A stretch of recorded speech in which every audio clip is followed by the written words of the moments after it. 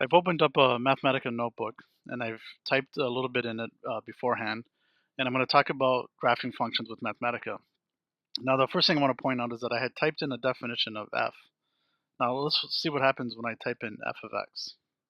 And I type in fx and hit Shift Enter, and it just says f of x. It doesn't tell me anything. Now, we can see from this that the reason for this is because Mathematica doesn't know what f is. Even though I typed out the command up here, I haven't executed it. Mathematica only knows things once you've executed them. And so even though I've typed this in a previous session, when I open the notebook up for the first time, it doesn't know what these definitions are. So I have to execute this command for it to know what f of x is. And you'll notice that the font changed from blue, the f was blue, and now it's black. And the reason it's black is because when I hit Shift Enter, Mathematica now knows what f is. And so now when I go down here and hit Shift Enter, I'll see that it has the right definition for f. So this is a way I can just verify that it knows what f is. That's the only reason why I typed in f of x and hit Shift Enter. Okay, now what I want to do is I want to plot f. So we can either know the command by that you just know it because you've used it so often, or you copy it from a previous notebook, or you can use the math assistant, the palette. Go down here to basic commands, and I'm going to go here to 2D, and then it has plot. So I can just click that plot button, and it gives me the template for this command. And so now I just type in my function, which is f of x. X is the variable. You don't, just to be clear, you don't have to type in f of x. You can type in any expression and it'll work. But I like to work with functions just to keep everything in order.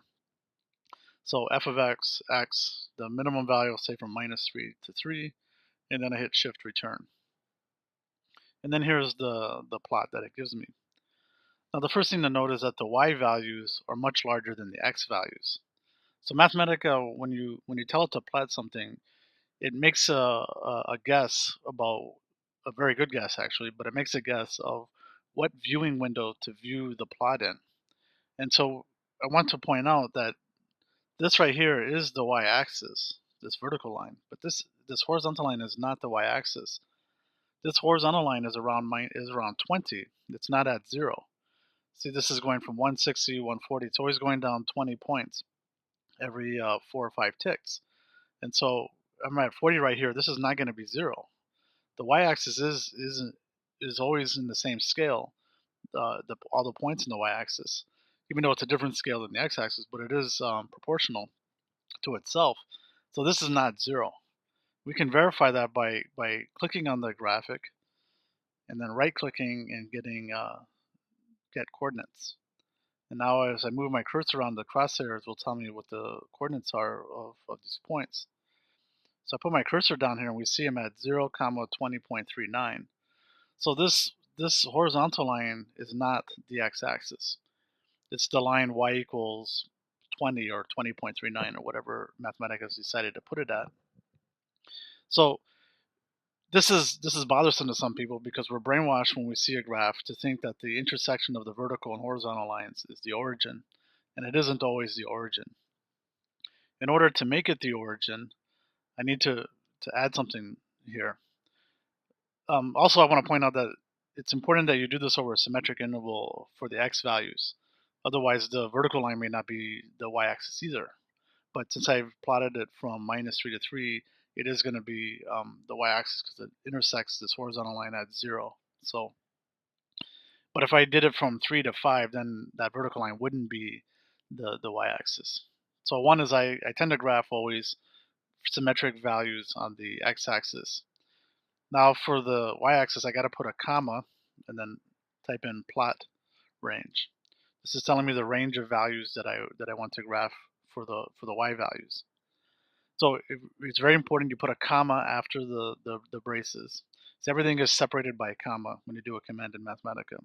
You have the f of x, comma, the braces, comma, and then now I'm going to add this new command, which is plot range, and it's capital P and capital R. And you notice how this is black. If I had got rid of the E, this would be blue because it doesn't know what plot range is. It's not a command in Mathematica. Now, since it's black, that means that Mathematica knows this command, and so that's why it's now black. I do a horizontal slash, the slash, and then a greater than symbol, and then a space, and then braces, and then I'm going to put the range from -40 to, say, 140. And then close braces, and then shift return.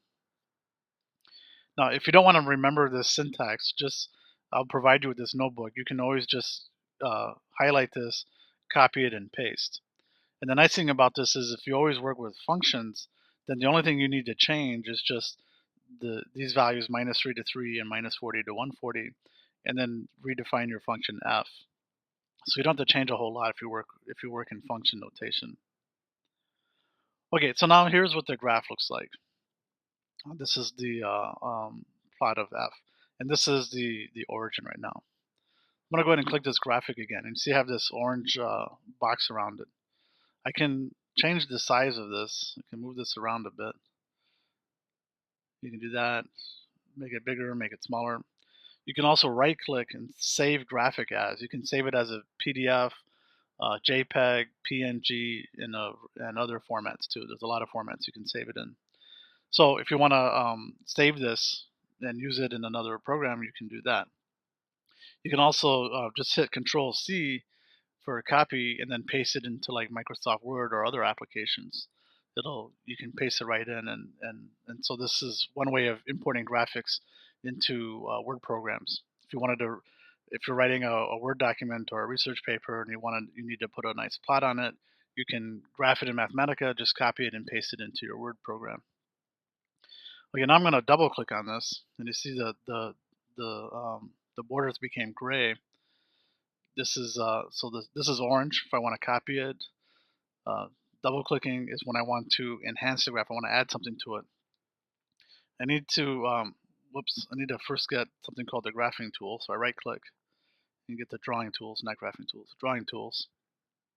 Now if I want to update this graph, I need to double click on it.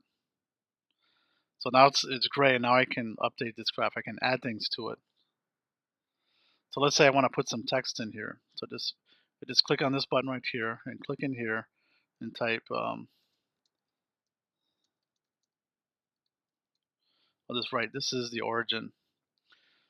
And let's say I want to change the font color of this. I can,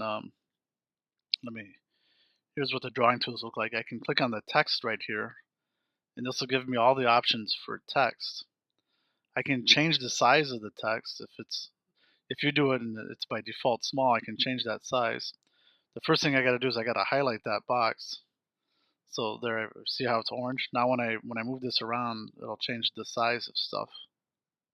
It's gonna make it really large or really small. So I'll just leave it like that. I can change the color. Let's say I wanted this to be, oops, I made it a bad color. Say I wanted it that color. I can change the color on it. I can change the opacity. I can make it underline, italics, bold, etc. You can change the font and all that kind of stuff. So if I want to manipulate the font, I just click on I highlight it by clicking on it. It gives me that orange box, and then now I can change everything on that.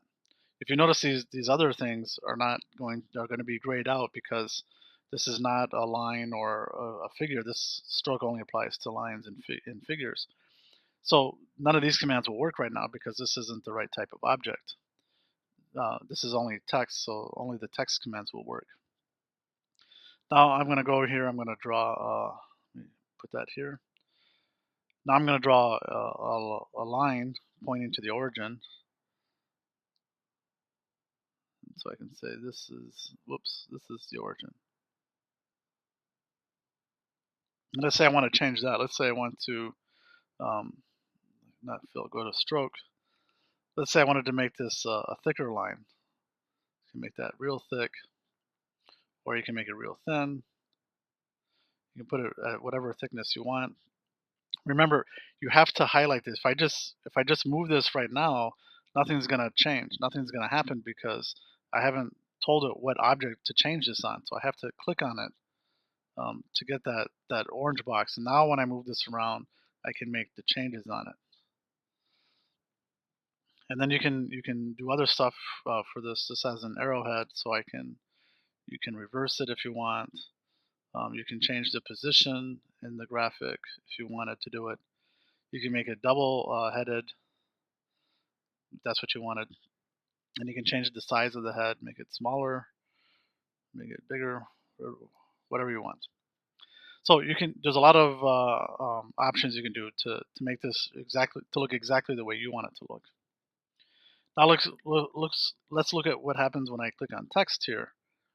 This is all grayed out. I can't do anything because this isn't text, so none of these commands will work. Okay, so here's some text. I drew an arrow pointing to the origin. Let's say I wanted to put a point on here. I just go right here and click a point. There's a point. Let's say I want to make that bigger because it's hard to see. So I can change the size of it, make it a little bit bigger. There we go. Now I can really see it. I can change the color on it. Let's change that to red. Okay, so there's the point. Now let's say I wanted to get to the coordinates of that point. I can use this right here. This will tell me the coordinates. So it looks like the coordinates of this point are minus 1.637.45. If I wanted to, I could draw an arrow and say this is, that's the coordinates of that point. Forgot what it was. Let's just say minus 1.6, 45. Let's say I want to move that text I just typed it. So let's say I want to move that around. So I double click on here so I get that gray border. I click on this, so I have that orange border around it. Now I can move it around. And there so now I've added some nice information to my graph, to my plot. You can give the plot a title if you wanted to. I could go right here and say this is a plot of whatever, and if you wanted to give this graphic a name. The point is you can do a lot of enhancements, and the thing that you should do is play around with this and get comfortable with this, and get comfortable with adding things to your graphs to make them more user friendly. When you hit plot, you're just graphing it. Now, if you want to communicate some information, or if there's something special about this plot, you can type in some text for it, and you can put in some other graphics to help the user out. If you have a tablet and a pen, you can do this freehand line and go in here and you can like write your name if you wanted to. I don't have a pen with me. I double click on it, so let me just show you. If I go back to here, if I do that, and then once I release it, it's no longer highlighted. I can no longer do the freeform drawing. To make it so I can do freehand drawing even when I release the pen, I double click on this. And so now when I release the pen, I can still draw. And so that'll make it easier. So again, I don't have a pen, so I'm just drawing some random nonsense. Then you go back to here, this is the selection tool. And so now I can add other types of graphics if I wanted to. So you double click on it if you know you're going to be doing more than one of that command. And so that every time you release your pen, or every time you release the mouse, it won't revert back to the selection tool. This is the selection tool, which allows you to click on something and select it, or to enter in another object on the graph. Okay, so the point is this is a very powerful program. You can come in here. I want to get rid of that. You can enhance your graphs. You can add text and other figures to it and make them look nicer. You can change the color. Even on the plot, if I click on the plot, I go back to drawing tools. If I click on the plot itself, oops, there we go. Now if I click on the plot itself, I can change the font on it.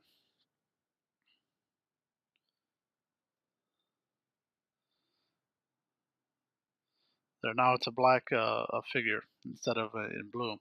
So I can even manipulate the plot. I can take this plot, I can actually move it too. And I can say this is what I have now. It's no longer the plot of F. So when you start manipulating this, you're just manipulating the graphic. You're not changing the command that created that graphic. The output is this graphic. You can take that graphic and manipulate it and do stuff with it. That's the main thing I wanted to explain in this lecture, is that we can manipulate these graphs, and also you can right click on it and save graphic as. Or you can just copy it and paste it into a Word document or some other application. This is a very powerful aspect about Mathematica. This ability to take a complicated graph like the graph of this function and manipulate it. Well, let's take a look at another function. Let me redefine f, and let's look at some other things that we can do. Let's say I have x to the fourth.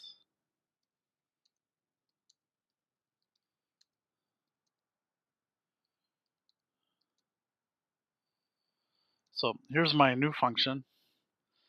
I just verify that it has the right definition. And so now I'm going to plot this function. It's capital P. So I plot f of x. I go from minus 7 to 7, say, and just get an idea of what it looks like.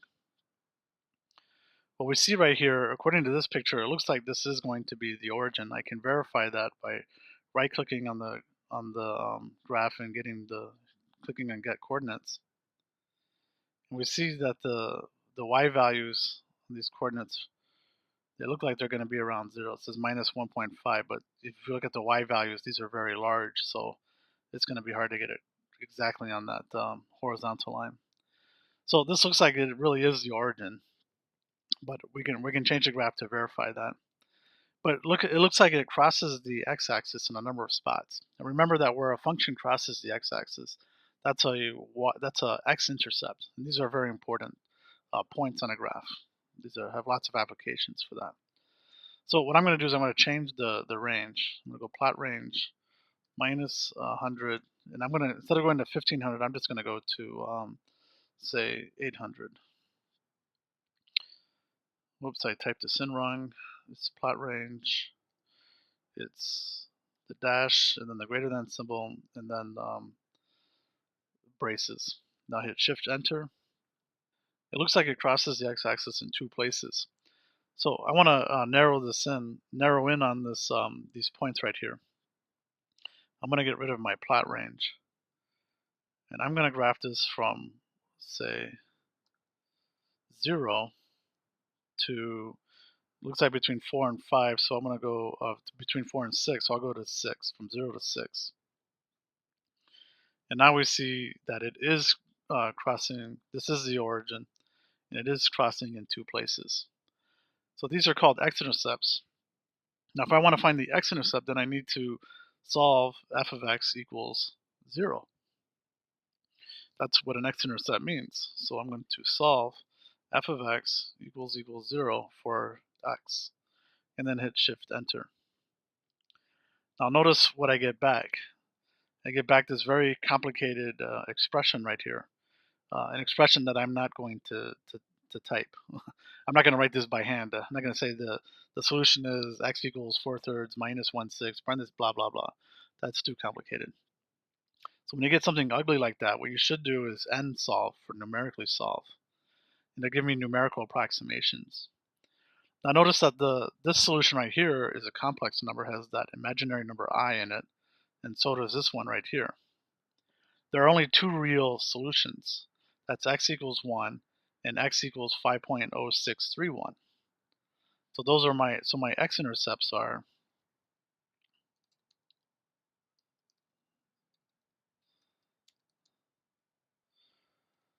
so the x-intercepts are 1, 0.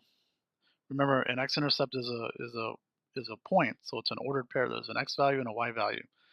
It's just that the y value is always 0 for an x-intercept. And then 5.0631. That should be in parentheses. It's a point.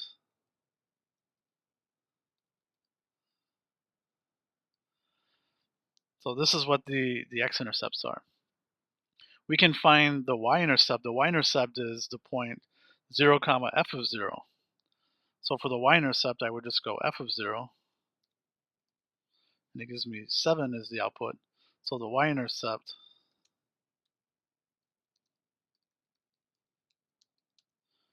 So the y-intercept is 0, 7. Whoops.